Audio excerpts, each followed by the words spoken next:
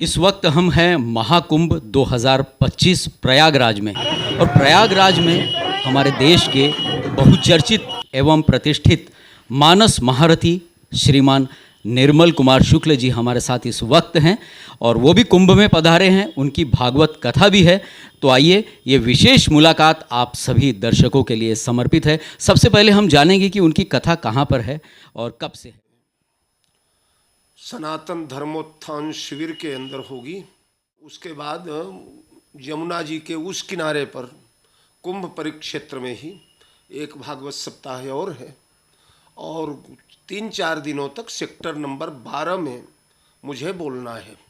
श्री आवाहन पीठ के अधीश्वर जो हैं अरुण गिरी महाराज, उनके यहाँ जो है 5 दिन का प्रवचन है। ये प्रवचन का विषय क्या होगा महाराज? प्रवचन का विषय वहाँ का तो रामचरितमानस रहेगा और यहाँ सेक्टर नंबर 4 में श्रीमद् भागवत रहेगा और उसके बाद जो है अभी परसों 13 तारीख से श्रीमद् भागवत महापुराण इस परिसर में नहीं, यमुना जी के दूसरे तरफ यमुना के दक्षिणी भाग में मेरा प्रवचन है भागवत जी का। जी, इस बार महाराज जी जो कुंभ लगा है, कहते हैं बहुत सालों के बाद ऐसा संयोग आया है और ये भी अजीब सा संयोग है कि यहाँ हमारे देश के प्रधानमंत्री जी, मुख्यमंत्री जी, उन्होंने भी बहुत लगन से और प्रशासनिक तरीके से जितना सहयोग हो सकता है बढ़ चढ़कर कार्य किया है। तो हमारे प्रधानमंत्री जी और मुख्यमंत्री जी के लिए आप क्या कहना चाहेंगे? ये तो भारतवर्ष का सौभाग्य है जो ऐसे प्रधानमंत्री और मुख्यमंत्री मिले हुए हैं। योगी बाबा ने उत्तर प्रदेश में सनातन धर्म को पुनः पुष्पित पल्लवित करने का प्रयास किया है। आज के 7-8 साल पहले यहाँ की सड़कों पर चलो तो पता ही नहीं चलता था कि हम हिंदुस्तान में जा रहे हैं कि पाकिस्तान में जा रहे हैं, पर आज चारों तरफ धर्म की ध्वजा लहरा रही है। ये प्रयागराज का महाकुंभ विश्व का सबसे प्राचीन आयोजन है। 3 लोक 14 भुवन में इससे पहले कोई आयोजन नहीं प्रारंभ हुआ। इसका नाम प्रयाग इसलिए रखा गया कि संस्कृत में प्रथमो याग, जहाँ सबसे पहला यज्ञ हुआ उसका नाम प्रयाग है। हम लोग जहाँ बैठे हैं गंगा यमुनयोर मध्य, गंगा और यमुना के बीच वाला जो क्षेत्र है, यहाँ पर ब्रह्मा जी ने यज्ञ किया था सृष्टि निर्माण के पहले। और जो झूसी का इलाका है जो गंगा के उस पार पड़ता है, वहाँ भगवान विष्णु ने यज्ञ किया था।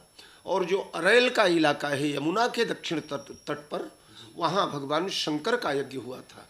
त्रिदों ने यज्ञ करके तीनों देवताओं ने शक्ति प्राप्त किया, तो उस शक्ति से ब्रह्मा निर्माण करते हैं, विष्णु पालन करते हैं और भगवान शंकर संहार करते हैं। ये तो बड़ी महत्वपूर्ण बात महाराज जी आपने बताई।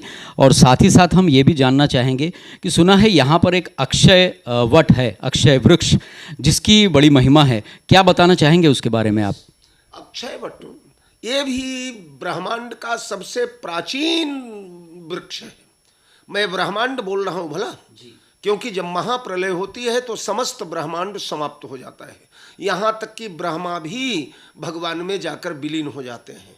न इंद्र रहता है, न सूर्य रहता है, न चंद्रमा रहता है, सब महारणों में डूब जाते हैं। उस समय जब महाप्रलय का जल ही जल रहता है, जल के अतिरिक्त कुछ भी नहीं रहता, तो भागवत महापुराण में, मार्कंडेय पुराण में, कई पुराणों में कथा आती है। मार्कंडेय ऋषि ने 27 कल्पों का दर्शन किया, 27 बार महाप्रलय देखा उन्होंने। तो महाप्रलय देखते देखते जब अंतिम में एक भयंकर तूफान आया, वो तैर रहे हैं अपने भुजाओं के बल पर, हजारों वर्ष तैरते रहे हो। चूंकि वो चिरंजीवी हैं, मृत्यु तो लिखी नहीं है, पर एक बार भयंकर तूफान आया, उस अंधड़ में, अंधेरे में व्याकुल हो गए। उन्हें लगा कि अब प्राण चले जाएंगे।